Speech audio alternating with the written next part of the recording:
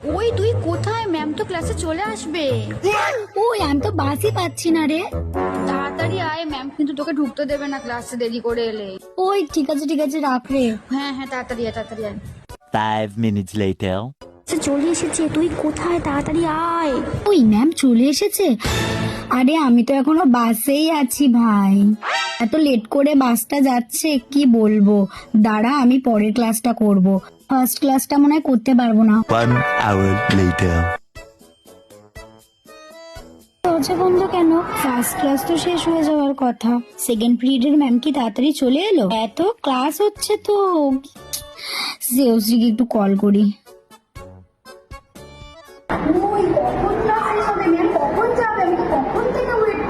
আজকে দুটো ক্লাস নেবে বলছে, এই জন্য বললাম তুই তাড়াতাড়ি আয়। দেরি করে এলি তো দেখ, এবার তোকে আর ম্যাম ঢুকতে দেবে না।